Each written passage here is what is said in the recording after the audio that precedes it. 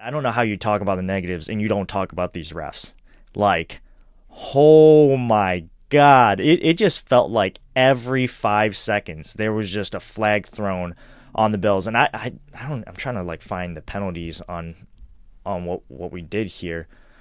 I can't find it, but it really did feel like there were just so many flags getting thrown towards on Buffalo, and it, it really just felt like the Bills had to overcome a little bit of themselves, the Chiefs, and then the referees. And that's not to say that, the Bills didn't get away with a flag here or there, because they did. They definitely got away with like a holding penalty against Deion Dawkins and I think Frank Clark he with the jersey pull.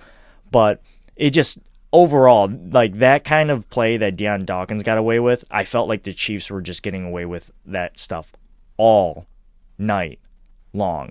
So let's just start off by talking about the refs, because I feel like they really influenced this game in such a negative, one-sided way that it could have been really bad for the Bills had they not won this game. Yeah, I agree with you. Like, there wasn't a dumb amount of flags thrown in this game. There was 12 total.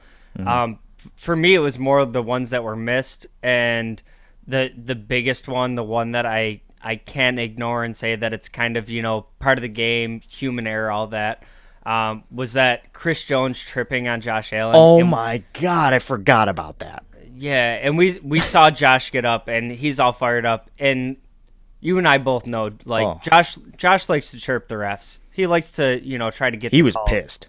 Right.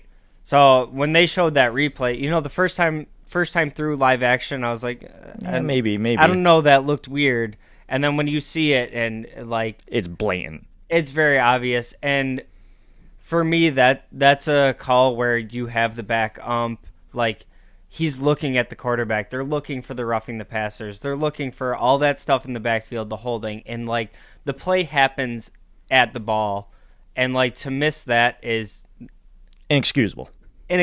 Right? Yeah, seriously. No other words for it. Yeah. And then you know what? To add insult to injury, right after that, there was that block in the back on the punt that we didn't get called. And it was just like, oh my God, like this can't really happen. And it really was just like, I don't even know what to say about these refs. And again, I always say this, like, if you're going to call a game like that, you got to call it both ways, right? I feel like we weren't getting that benefit. And, whatever, it's such a small thing to really harp on in the grand scheme of things, considering we won. But at the time during the game, you can't tell me, if you're listening to this, that you really weren't just like kind of pissed off with these refs, because I was livid for a hot minute. I don't know if you want to say anything more about those refs before we move on to some other negative plays that have happened. Yeah, I just wanted to say I was glad you brought up the block in the back that happened right after, because that was the next one I was going to mention. And same thing as the tripping one, is it's right where the action is. It's right where the refs are looking, like it's right there. It's so obvious. Everybody can see it at home. Like these are just calls.